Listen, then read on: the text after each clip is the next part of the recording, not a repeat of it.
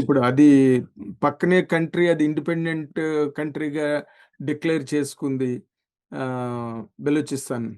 And ఇప్పుడున్న అంటే ఇది ఇండిపెండెంట్ కంట్రీగా అనౌన్స్ చేసుకోవడం, దీని తాలూకా ఇంపాక్ట్ పాకిస్తాన్ మీద ఏ విధంగా ఉండబోతోంది అన్న దాని మీద ఏమైనా ఒక కామెంట్ ఏమైనా చేయగలరా సార్?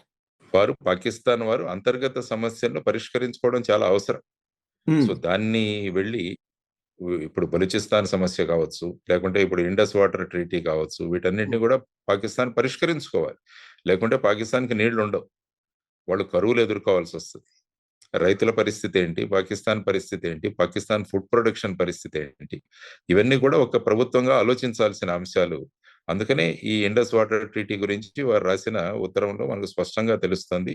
భారత్ తీసుకున్న నిర్ణయం ఏదైతే ఉందో పాకిస్తాన్ మీద ప్రభావం చూపించింది, కాబట్టి వారు మనల్ని వేడుకుంటున్నారు దాన్ని మళ్ళా రీకన్సిడర్ చేయమని అన్నది మనం ఆలోచన. కాబట్టి ఒకవైపు ఇంటర్నల్ ప్రాబ్లము, ఒకవైపు బలూచిస్తాన్ ప్రాబ్లం, ఒకవైపు పాకిస్తాన్ యొక్క ఎకానమీ ప్రాబ్లం.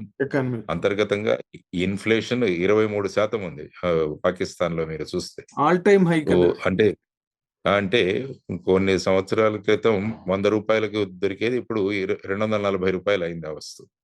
అంటే ఆ విధమైన పరిస్థితిలో ఆర్థిక సంక్షోభాన్ని ఎదుర్కొంటున్నప్పుడు పాకిస్తాను ఇవన్నీ విషయాలు ఆలోచించుకొని వారు నిర్ణయం తీసుకోవాలి.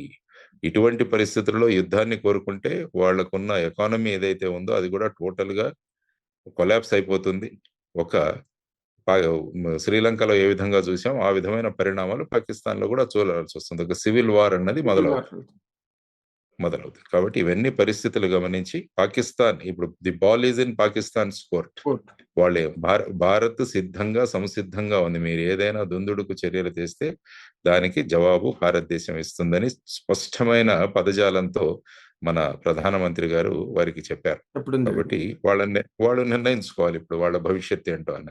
ఇప్పుడు మనం ఫస్ట్ టైం ఇన్నాళ్ళ ఇండియా పాకిస్తాన్ రిలేషన్స్ మధ్య పలుమార్లు ఈ వార్లు ఇవన్నీ పుల్వామా అటాక్లు అవి ఇవన్నీ జరిగినప్పటికీ కూడా ఈసారి పాకిస్తాన్ సిటిజన్సే వాళ్ళే అసలు ఈ ఇండియాతో వార్ వద్దని, అసలు మనకే తిండి లేదు, పీఓ కాశ్మీర్ని ఏం చేసుకుంటాం అని చెప్పి వాళ్ళు బహిరంగంగా వచ్చి మాట్లాడుతున్నారండి.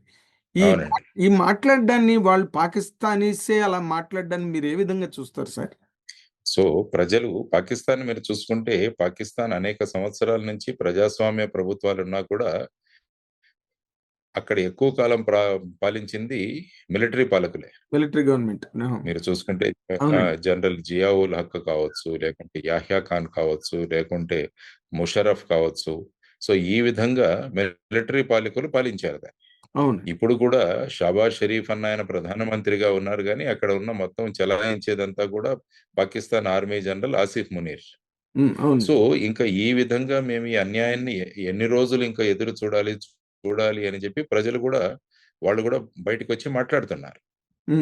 అంటే ఈ పరిస్థితులను పాకిస్తాన్ ప్రభుత్వం గమనించి ఇది గనక మనం నియంత్రించకుంటే, మనము ప్రజారంజక పాలన చేయకుంటే ప్రజలలోనే విప్లవం వచ్చే ప్రమాదం ఉందని చెప్పి వారు గమనించాలన్న దానికి ఇది ఒక చిన్న సంకేతం, ప్రజలు వచ్చి ఈ విధంగా మాట్లాడడం అన్నది. సో ఇది పాకిస్తాన్ పాలకులు గమనించి వారి అంతర్గత పాలనపై వాళ్ళు ఎక్కువగా కాన్సన్ట్రేట్ చేసి అనవసరంగా భారతదేశం వైపు ఈ విధంగా కవింపు చర్యలు చేయకూడదు అన్నది ప్రజలు వారికి స్పష్టంగా సూచిస్తున్న విషయాలన్నది మనకు తెలుస్తుంది.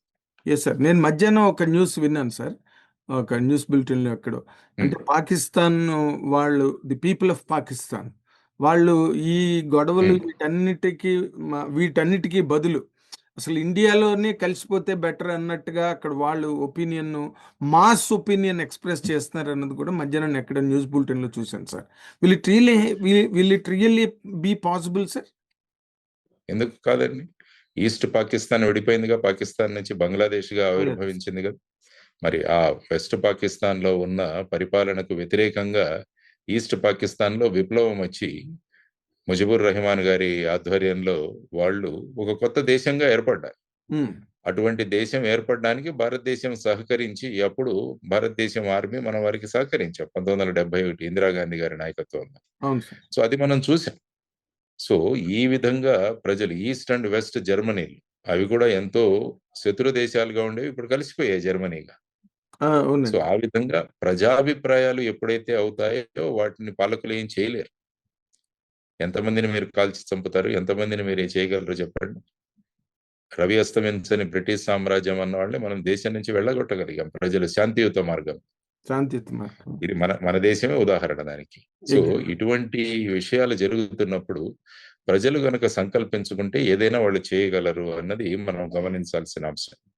అందువల్ల పాకిస్తాన్ ఇప్పటికీ మేల్కోక ప్రజల మీద జులుం చెలాయించే ప్రయత్నం చేస్తే అక్కడ నేను చెప్పినట్టు అంతర్గత విప్లవం వచ్చి, ఒక రెవల్యూషన్ వచ్చి వారందరూ కూడా భారతదేశంతో కలిసిపోతే బాగుంటుంది కదా అన్న అభిప్రాయం ఉంది. ఇప్పుడే గిల్గిట్ బల్టిస్తాన్ గాని, పాక్ ఆక్యుపైడ్ కాశ్మీర్‌లో కూడా ఈ విధమైన నిరసన సెగలు మొదలయ్యాయి. ఇటువంటి పరిస్థితులు ఏమవుతాయంటే ఫైనల్‌గా, ఎందుకంటే కాశ్మీర్‌ను బ్రహ్మాండంగా అభివృద్ధి చేశాం మనం. 2019 నుంచి మీరు చూసుకుంటే ఆర్టికల్ 370 రద్దయిన తర్వాత రద్దయిన తర్వాత. కాశ్మీరు బాగా అభివృద్ధి చెందింది.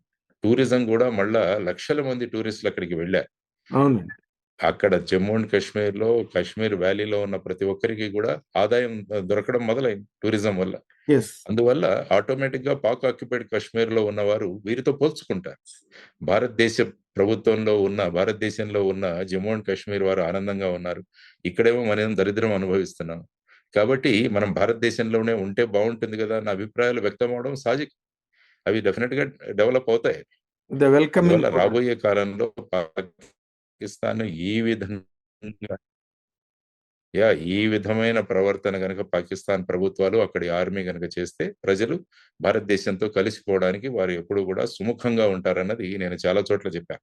ఆ! పాకిస్తాన్ 5 భాగాలుగా విడిపోతుంది ఖచ్చితంగా. హ్మ్. పంజాబు, సింధు, గిల్గిట్ బల్టిస్తాను, ఖైబర్ పఖ్తూనిస్తాను, బలూచిస్తాను ఈ విధంగా విడిపోయి ఫైనల్‌గా వీరందరూ వచ్చి భారతదేశంతో కలిసిపోతామని ఒక్కొక్కరు కూడా వాళ్ళ అభిప్రాయాలు వ్యక్తం చేస్తారు. ఇది రాబోయే కాలంలో జరిగే పరిస్థితే. Yes sir. Hit TV app ఇందులో short news, live news, entertainment shows, movies, digital magazines తో పాటు మీ జిల్లా వార్తలను కూడా ఫ్రీగా చూడొచ్చు. ఇంకెందుకు ఆలస్యం, వెంటనే హిట్ టీవీ యాప్ ని డౌన్లోడ్ చేసుకుని ఫ్రీగా ఎంటర్టైన్మెంట్ పొందండి. Hit TV app. Hit TV app. Please download Hit TV app. Hit TV యాప్ని ఫ్రీగా డౌన్లోడ్ చేసుకొని ఎంజాయ్ చేయండి. మీకు నచ్చిన ఎంటర్టైన్మెంట్ కోసం హిట్ టీవీ యాప్ ని ఫ్రీగా డౌన్లోడ్ చేసుకుని ఎంజాయ్ చేయండి. హిట్ టీవీ యాప్ని డౌన్లోడ్ చేసుకుని ఆస్వాదించండి, ఆశీర్వదించండి. ఇంతమంది సెలబ్రిటీలు హిట్ టీవీ యాప్ ని డౌన్లోడ్ చేసుకోండి అని చెప్తున్నారంటే ఎంత మంచి యాప్ ఆలోచించండి. అమెరికా అమెరికా అమెరికా అమెరికాలో చదవాలనుకునే వాళ్ళకి విశ్వసనీయమైన పేరు మన శౌర్య కన్సల్టెన్సీ. UK లో 1 year masters. UK లో 1 year masters. 2 years work permit up to 5 years visa. Contact Saurya Consultancy. Contact 89851 89851.